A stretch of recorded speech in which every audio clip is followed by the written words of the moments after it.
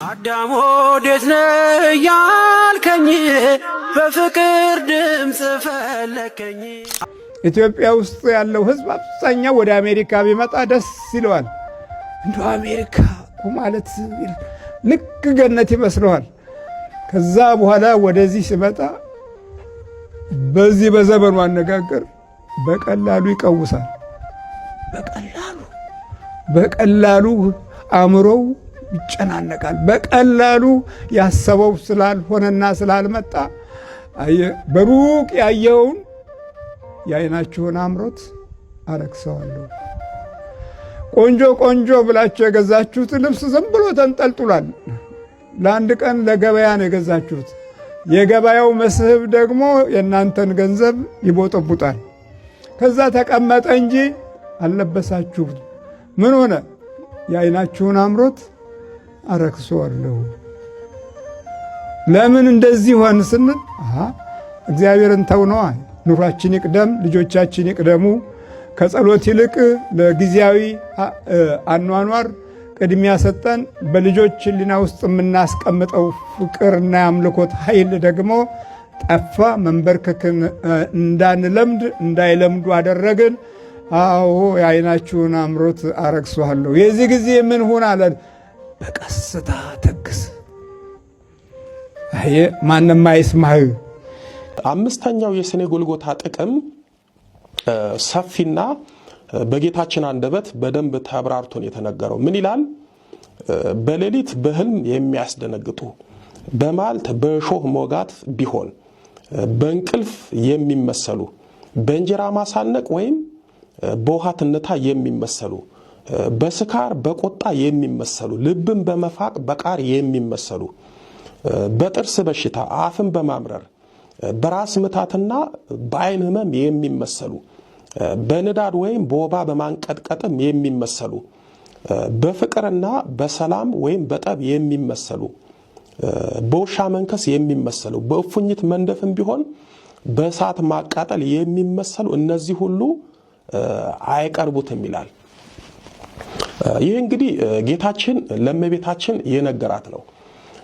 የክፉ መናፍስት ውጊያ የምትቃወሙ ግን የሰኔ ጎልጎታን የምትጸልዩ ሰዎች እስኪ ይህንን ጌታችን የዘረዘራቸውን ዓይናችሁን ገለጥ አድርጋችሁ ተመልከቱ። የሚገርመው ብዙዎች የሰኔ ጎልጎታን እየጸለዩ ክፉ መናፍስት በእነዚህ ሁሉ እየተመሰሉ ሰዎችን እንደሚጎዱ አያስተውሉ። እዚህ ላይ ጌታችን በተደጋጋሚ የሚመሰሉ ያለው ክፉ መናፍስት እኛን በመከራም ይሁን በበሽታ የሚፈትኑት በሆነ ነገር በመመሰል ነው። ስለዚህ በሆነ ነገር እየመሰሉና እየተመሰሉ እንደሚያጠቁን ነግሮናል። ይህንን ለማጠናከር ክፉ መናፍስት በሆነ ነገር እንደሚመሰሉ ወይም እንደሚመስሉ በዚህ በራእየ ዮሐንስ በምዕራፍ 16 ቁጥር 13 ላይ ጓጉንቸሮች የሚመስሉ 3 ርኩሳን መናፍስት ሲወጡ አየሁ ተብሎ ተጽፏል። ጓጉንቸር ማለት ከእንቁራሪት ጋር በጣም ተመሳሳይነት ያላት ሲሆን ቆዳዋ ሻካራና ስትታይ የምታስጠላ ናት። በዚህ በራእየ ዮሐንስ ደግሞ ክፉ መናፍስት በጓጉንቸር እየተመሰሉና ጓጉንቸርን እንደመሰሉ ተጽፏል። 3ቱ ክፉ መናፍስት ጓጉንቸር ሆነው ሳይሆን ጓጉንቸርን መስለው ታይተዋል። ለዛም ነው ጓጉንቸር የመሰሉ የተባለው።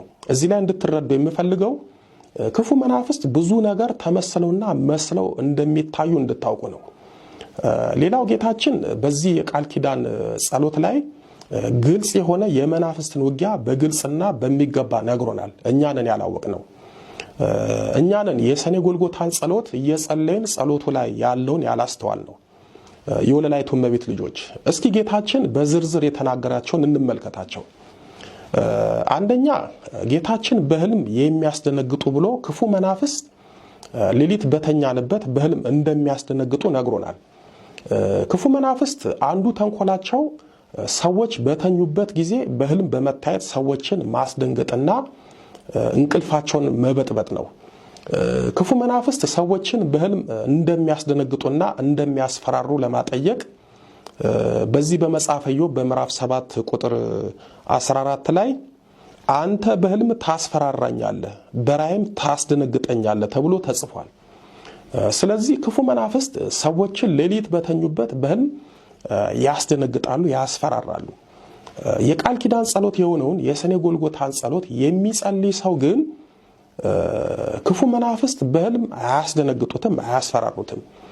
ክፉ መናፍስት ሰዎችን ሌሊት በተኙበት በህልም ሲያስደነግጡ ሰዎች ትክክለኛ እንቅልፍ ያጣሉ፣ ይሸበራሉ፣ ይቃዣሉ፣ ይጮሃሉ። ብዙ ሰዎች እንዲሁም ልጆች ሌሊት በተኙበት ይደነግጣሉ፣ ይቃዣሉ፣ ይጮሃሉ። ነገር ግን የቃል ኪዳን ጸሎት የሆነውን የሰኔ ጎልጎታን የሚጸልዩ ከሆነ በሌሊት በእንቅልፍ የሚያስደነግጧቸው፣ የሚያቃዣቸው፣ እንቅልፍ የሚነሷቸው ክፉ መናፍስት ይርቁላቸዋል።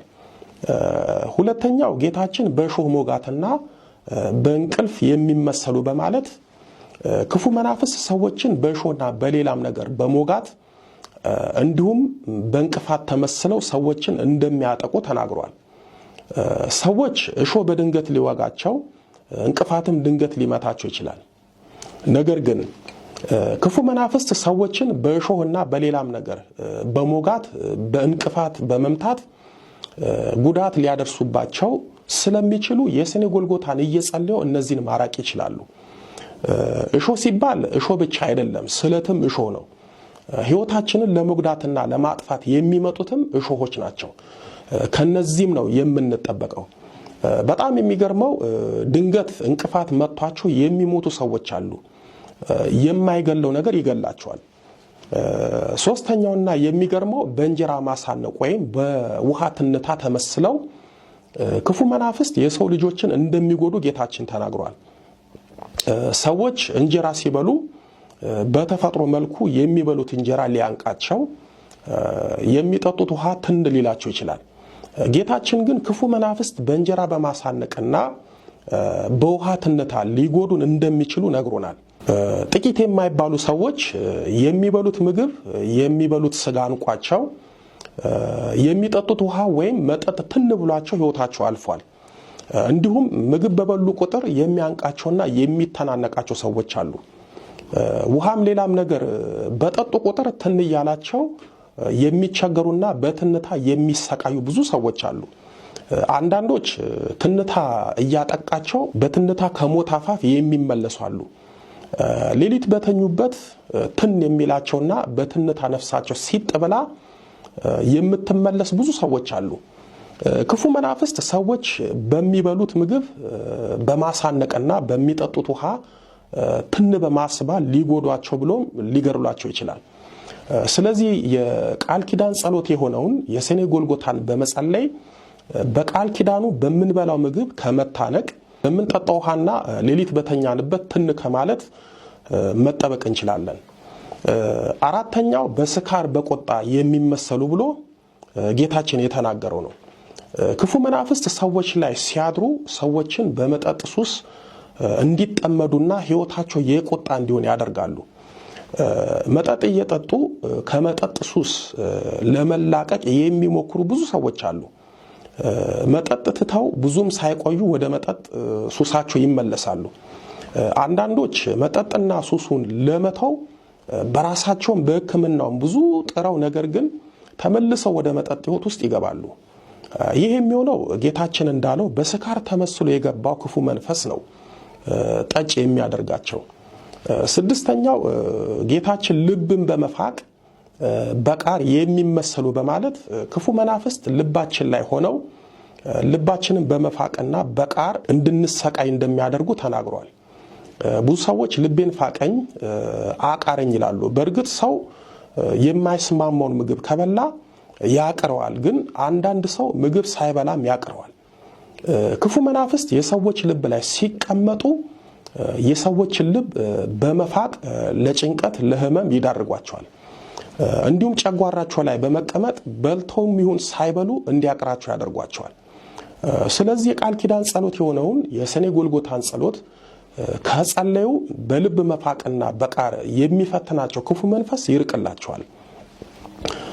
ሰባተኛው ጌታችን በጥርስ በሽታ አፍን በማምረር በራስ መታትና በአይን ህመም የሚመሰሉ በማለት ክፉ መናፍስት በእነዚህ ህመም እየተመሰሉ ሰዎችን እንደሚያሰቃዩ ተናግሯል።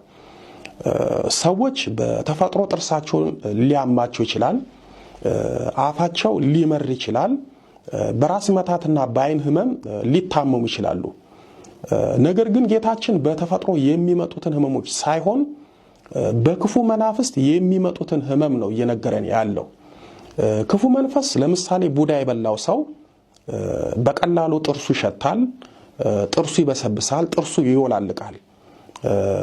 አይነ ጥላና የቤተሰብ ዛር እንዲሁም ሰይጣን የያዘው ሰው በቀላሉ አፉ ይመራል፣ ይሸታል። ቡዳ የበላው ሰው የቤተሰብ ዛር ያለበት ሰው ከፍተኛ የሆነ የራስ ምታትና የአይን ህመም ይኖራል። በተለይ ቡዳ የበላው ሰው አይኑ ይሞጨሙጫል፣ አይኑ ደም ይለብሳል፣ ይቀላል፣ ለማየት ይቸገራል፣ አይኑ ዘውትር ያለቅሳል፣ ከአይኑ ቆሻሻ አይጠፋም፣ አይኑን ያቃጥለዋል፣ እይታውን ይጋርደዋል። ስለዚህ ቃል ኪዳን ጸሎት የሆነውን የሰኔ ጎልጎታን የሚጸልይ ሰው እነዚህ ችግሮች አይመጡበትም፣ ከመጡበትም ይርቁለታል። ስምንተኛው ጌታችን በልብ ህመም ወይም በሆድ ቁርጠት የሚመሰሉ በማለት ክፉ መናፍስት በልብ ህመምና በሆድ ቁርጠት ሰዎችን እንደሚያሰቃዩ ተናግሯል። ሰዎች በተፈጥሮ መንገድ ልባቸውን ሊያማቸውና ከሚበሉት ነገር የተነሳና ከሆድ ህመም የተነሳ ሆዳቸውን ሊቆርጣቸው ይችላል። ለምሳሌ ጠቋር የተባለው ዛር ያለበት ሰው አንዱና ትልቁ ህመሙ የልብ ህመም ነው። ጠቋር የተባለው ዛር ከሰው አካል በብዛት የሚቀመጠው ልብና ትከሻ ላይ ነው።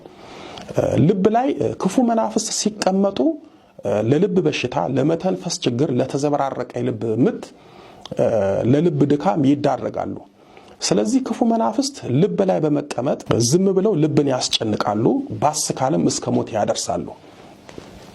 ሌላው ጌታችን በሆድ ቁርጠት ይመሰላሉ ያለው ክፉ መናፍስት ሆድ ውስጥ ሲቀመጡ በሚበላና በሚጠጣ ለምሳሌ በመተት የገቡ ለሆድ ህመምና ለከፍተኛ ለሆድ ቁርጠት ይዳረጋሉ። ዛሬ ብዙዎች ልቤን ሆዴን የሚሉት አንድም በክፉ መናፍስት ምክንያት በመጣባቸው ህመም ነው። ስለዚህ የቃል ኪዳን ጸሎት የሆነውን የሰኔ ጎልጎታን ቢጸልዩ የልብ ህመምና የሆድ ቁርጠት አይዛቸውም፣ ቢዛቸውም በቃል ኪዳኑ ጸሎት ምክንያት ይፈወሳሉ። በዚህ በአንደኛ ነገሥት በምዕራፍ 8 ቁጥር 38 ላይ ማናቸውም ሰው የልቡን ህመም አውቆ ጸሎትና ምህላ ቢያደርግ እጆቹንም ወደዚህ ቤት ቢዘረጋ ተብሎ ተጽፏል። ስለዚህ ማንም ሰው ልቡን ቢያመው ህመሙን አውቆ በእምነት የሰኔ ጎልጎታን ቢጸልይ ከልብ ህመሙ ይፈወሳል፣ ይድናል። እግዚአብሔር እንዲህ ይላል በል አንተ አለው፣ እነሆ የኃይላችሁን ትምክት አረክሳለሁ። የምናችሁን ትምክት? በጣም ይገርማል። አንደኛው ይሄ ነው። የኃይልን ትምክት አረክሰዋለሁ። ምንም እንዳልሆነ ቆሻሻ እንደሆነ እንደተጠላ አደርገዋለሁ። የኃይልን ትምክት። አንዳንዱ በትምህርቱ ይመካል፣ አንዳንዱ በዩኒቨርሲቲው ይመካል፣ አንዳንዱ በተመረቀበት ይመካል፣ አንዳንዱ በሙያው ይመካል፣ አንዳንዱ በኑሮው ይመካል። እግዚአብሔር ዝም ሲል ምን ይሆናል? የኃይልህ ትምክት አረክሰዋለሁ። በቃ እኮ በቃ የት ይደርሳል ብላችሁ ያሰባችሁት ሰው ቆሟል። የት ደርሶ የት ቦታ ላይ ኃይል አግኝቶ ብርታት አግኝቶ በሕይወታችን ውስጥ ዋጋ ያለው ሰው ይሆናል ያልነው ሰው ቆሟል። የኃይልህን ትምክት አረክሰዋለሁ። የትምህርትን ኃይል አረክሰዋለሁ አለ። የእውቀትን ኃይል አረክሰዋለሁ አለ። የጥበብን ኃይል አረክሰዋለሁ አለ። የጀግኖችን ጉልበትንም እንዳልሆነ የነበራቸውን እንዳልነበራቸው አደርገዋለሁ አለ። የኃይልህን ትምክት አረክሰዋለሁ። አንዷ ቀሚስ ስትለብስ ጸበል ቦታ ስትሄድ ስትመላለስ በጣም መንፈሳዊ ሆና ጥሩ ስትኖር ቆየችና ሰርግ እህቷ ነው ጎረቤቷ ብቻ የሆነ ዘመዷ ስታገባ ሚዜ ሁኚ ተባለች። በዛች ቀን መንፈስ ገባባት። ለምን? ለልጅቷ ብላ ራሷን ገላለጠች። እና አንዳንዴ አጥረን ቆልፈን ያስቀመጥነውን ስጋ እንካ ውሰድ ብለን ደግሞ ማስረከብ የለብንም። አይ ዛሬ ነው ችግር የለም ደስታ ነው፣ ግራጁዌሽን ነው፣ ሰርግ ነው፣ ምናምን ነው፣ ለቅሶ ማን ነው፣ ይሄ ደስታ ነው ብሎ አስቦ መገላለጥና ኮስሞቲክሱ መለጣጠፍ ማለት በዛን ቀን መንፈስ መረከብ ማለት ነው። እና ለምን አትገባም ብለህ ነበር ከቆለፍን በኋላ ለዛሬ ግባ ብሎ ለምንድን ነው የምናደርገው? እንደዛ እኮ ነው። ለዛሬ እስቲ ግባ፣ ይሄ ንብረቴ የኔ ነው እያለ ይሄ የማደርገው የኔ ነው እያለ ሰምታችሁት እሺ ብላችሁ ቀሚስ ለባሽ ሆናችሁ ጥሩ ልጆች ሆናችሁ ትኖሩና ልክ የሆነ ከስንት አንዴ እንዴ ዛሬ ምን ችግር አለው ሰርግ ነው ሲባል አይ ዛሬ እንጨፍር በቃ ምን ችግር አለው ደስታ አይደል እንዴ ይባልና ልክ ሲጀመር አጅሬው ቀዳዳ ነው የሚፈልገው አልሄድም የሚለው እኮ ጸበል ቦታ ላይ ለዛ ነው። ውጣ ሲባል አይ አልወጣም እጠብቃለሁ የሚቀጥለው ጊዜ ትፈልገኛለች ይላል። ለምን? የልቧን ስስነት ስለሚያይ አንድ ቀን ቀዳዳ እንደምትሰጠው የሆነ እንደምትሸነፍበት ደካማ ጎን እንዳላት ስላወቀ ነው። በየቀኑ ግን ባህሪዋን እየገራች ጸባዩን እያስተካከለች መንገዷን እያስተካከለች የምትሄድ መሆኗን ካየ አይ ግብሮቼንና ምግቦቼን እየቀነሰችብኝ ነው፣ እሷ ጋር የምገባባቸው ቀዳዳዎች እየተደፈኑብኝ ነው፣ አንድ ቀን አንዷ ቀዳዳ ቀርታ ከተደፈነ መውጫ የለኝም፣ ስለዚህ ወደ ሲኦል ከሚሸኝ አሁኑን ሁሉ ብሎ ቀድሞ የሚወጣ መንፈስ ይኖራል። እንደዛ ነው ማድረግ ያለብሽ ብዬ አስባለሁ። ለዘመናት ለተለያዩ መንፈሳዊ ሆነሽ ለተለያየ ጊዜ ጥሩ ልጅ ሆነሽ ቆይተሽ አንድ ቀን እስቲ ዛሬን አግባ ብሎ እንደማለት እንደመጋበዝ እንዳታረጊው ማለት ነው። እሺ በርቺ፣ እግዚአብሔር ካንቺ ጋር ይሁን። ስንት ዓመት ነው አለ? ኧረ እሷ ስትሰራ ጀምሮ በጣም ትጥራለች። ምን እንደምትሰራው በጣም ነው የምትጥረው። ምን እንደምትሰራው መጀመሪያ ከታሽን ተነሳች፣ እያደገች ስትሄድ አበሳጨች። ከዛ የምትያዝ አይደለችም ራሷ አሳ ናት። አሳ ታውቃለህ? አንዴ በዚህ ትገባለች ስራ፣ አንዴ በዚህ ትገባለች። በዚህ ሳበላሽ በዚህ ትሄዳለች፣ ዩሮፕ ትሄዳለች። አሳ ነች። አሳ ናት። አልቻልኳት። ምንድን ነው? በጣም ልክ ነው። ሁሌ የሚያጋጥመን ነገር ነው። እኔም ለዚሁ ብዬ ነው የመጣሁት። ከየት ነው የመጣው አንተ? እኔ ከለንደን ነው የመጣሁት። ከለንደን? አዎ። እናትህ እንድትድን የመጣው? ያው ቤተሰቡ ላይ ሬዲዮ አቢሲኒያ ብዙ እከታተላለሁና ቤተሰቡ ላይ እንዲህ አይነት ነገር እንዳለ ስለተረዳው በቃ እኔ ራሴ ቀጥታ ሳልነግራቸው ዝም ብዬ የመጣው ትኬት ቆርጬ። እና ለአንተ ብላ ነው የመጣችው እሱ? አዎ፣ እሷ አታውቀውም። እኔ ግን ያው እዛ ጸሎት ቤት ምናምን ስለሰራው ያው በደንብ ተረድቼኝ፣ እኔ ግን የቤተሰቡ ላይ ችግር እንዳለ አውቃለሁ። እና እሷ እኮ ለመምጣትም ፈቃደኛ አልነበረችም ማለት ነው? እሷ አታውቀውም። እሷ ምንም አታውቀውም። ይሄ ቆሻሻ ልጅ ነው እሱን አላስቀምጥ ያለ ይሄ ነው። አሁን ለአንተ ሲል ደግሞ ከዛ መጣ። ለአንተ ሲል ለማረጋገር ሲል ትኬት ቆርጦ መጣ። እኔ ግን አላወቅኩኝም።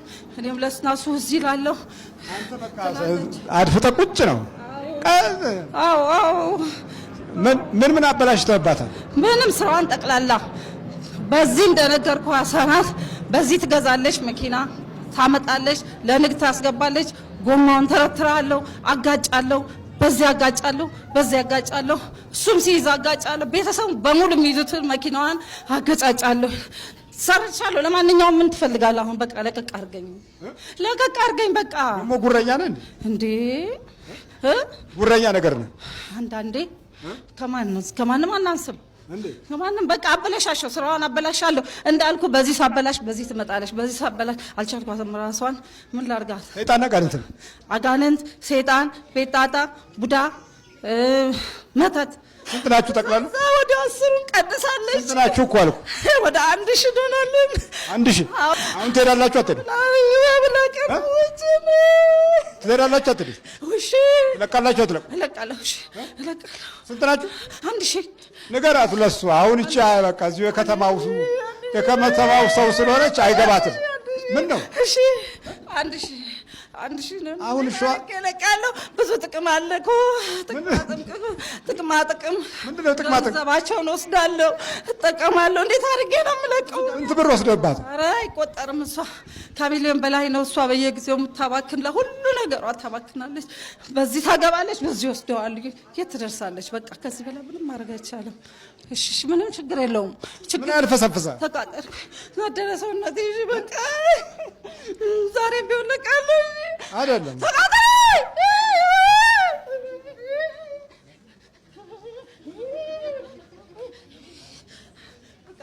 እለቃለሁ አልኩህ እኮ እለቃለሁ። በቃ እሺ እለቃለሁ። አይደለም ከመስቀሉ ምን ያጣልሃል? አምጣ አምጣ አምጣ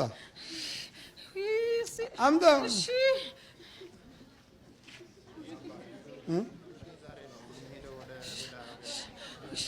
ዛሬ ወደ መጣሁበት ዛሬ ነው የምመለሰው። ወዴት? ወደ ለንደን። ለንደን? አዎ። እሺ እና በጣም ነው ደስ ያለኝ። ለዚሁ ነበር የመጣሁት ዓላማ ተሳክቶላል። ምንም አይቆጨኝም። ለንደን ብርቅ አይደለም፣ እኛም አለንበት እዛው ነው የምንኖረው። ለንደን ብርቅ አይደለም። ምንድን ነው እኔም እዛው አይደለም የምኖረው። ጀርመንም ሲሄድ አብረን ሄደና ፍራንክፈርት ሲሄድ ሁሉ ቦታ እናታግለዋለን። ራሱን እናሻለን፣ ልጆቹን በሙሉ እናጋጫጫዋቸው፣ ቤተሰቡን በሙሉ አንድ ቢቀር አይደለም። ምን ብርቅ አይደለም። አይ እሱ ወደ ሀገሬ ሊሄድ ነው ዋናው፣ ይሄ ጠላቴ ነው በቁጥጥር ስር ውሏል ነው እሱ ነው የሚተኩተን አላስቀምጥ የሚለን። እንደውም አንዱ ጠላታችን እሱ ነው። እሺ በቃ አይዞህ። እሺ አሁን ምን ይሻላል? በምን ተስማማ? እሄዳለሁ። ምንም ችግር የለውም። አጥቷል ዘመዶቹ እዚህ ዘመዶቹ ምንም ችግር የለውም። ችግር የለውም ማለት ምን ማለት ነው? አጋጫቸዋለሁ። እሱንም እሷንም ሁሉንም ቤተሰቡን በሙሉ ከሴት እስከ ወንድ አንድ ከላሽ የሚቀር የለም። ወዳጆቿን ምንም አታውቀውም። ሁሉን አጋጫጫታለሁ። በቃ አጣላለ። አዎ ደግሞ ዱለኛ ነገር ትመስላለህ። ታዲያ እሷም ያው ናት። እሷም ባለቤቷ ራሷ ያው ናት አላልኩም? ማሳናት አላልኩም? በዚህ ሲሏት በዚህ ትሞክራለች፣ በዚህ ሲሏት ግን እሱም መታወል ሁሉንም ጦርነት ከሱ ጋር አላጣጥማቸውም። እንዲፋጁ አደርጋለሁ። ከልጆቹ ጋር ንግግር ሲጀምሩ ጠብጠብ አደርጋለሁ። በቃ ሌላ ምን አለ? ስንት ናችሁ? 1000 እንደውም ተቀንሰው ነው በጸበል ተቀናንሰው ነው። ኤሌክትሪክ ሜልኪው አዎ አናሳናሰው ሄደዋል። ይኸውልህ እንዲህ ነው። አዎ አባ እግዚአብሔር ይስጥልን። የእርሶ በረከት አልሄድም ብላ አስቸግራ እንደውም የለብኝም እስከ ማለት የደረሰች ናት። ልጄ ነው አሁን ከለንደን ያው ስለሚጸልይ ስለሚጾም ሁሉን ነገር አድርጎ እዚህ ድረስ መጥቶ እዚህ ቦታ ልንመጣ ይቻላል። የለብኝም ነው እኮ በቃ። አዎ በቀደምም ከእርሶም ጋር ተጋጨኩ። የለብኝም እጂ ታዲያ ምን ለምን መጣሽ እኮ? አዎ እግዚአብሔር ይስጦት። እርሱ ራሱ እኮ ታዘዘ፣ በኋላ እግሮ ስር ወደቀ። የለብኝም የምትል አውቀ ነው? አውቄ አመጣውና እዚህ የለብኝም ብዬ አስገትሬ መለስኳት። ከመለስኳት በኋላ ቁጭ አለች። አየች። በኋላ ስመለከት እንደ ሳት ጀርባዬ ሲነድ መጥቼ ይቅርታ ብዬ አላወከኝም ሄድኩኝ።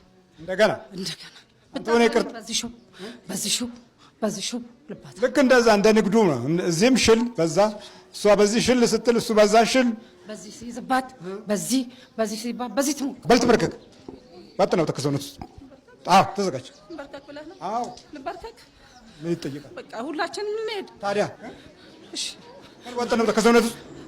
አንተ ነጠራውን አንሰው ተለቁስም ውጣ ከግር ከወድ ከጭንቅላት ልጃችን ሴት ልጃችን እንደዚሁ እርሶ ጋር አስጠምቄ አሁን እንግሊዝ ነው ያለችው፣ ድናለች። በእርሶ አማካኝነት ጎርጎሬስ ሽንቁሩ ተመላልሳ በእርሶ በረከት ድናልናለች። ድሮ ትመጣ ነበር ማለት ነው? አዎ እመጣለሁ። እርሶንም አውቀውታለሁ። በልተበልተስ አብላው ሁሉም ተዘጋጅ።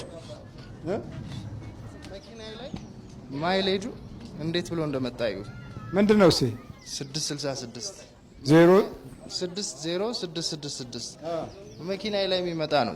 ያ ነገር ያው ሬዲዮ አቢሲኒያ ላይ የሚሰጡት ትምህርት ነው። ያው እንግዲህ ውጭ ያለውን ሰው እንትን እያለ ያለው እግዚአብሔር ይስጥልን። በቃ ምንም አያመጣም። ተው ቁጥሩ ቢደረድረው መንፈሱ ማባረር ነው።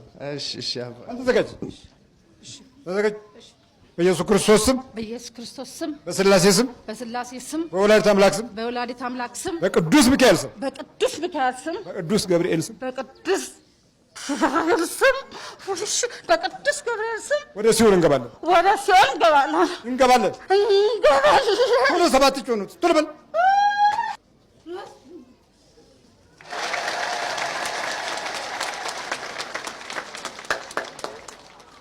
አቤት የለብኝም።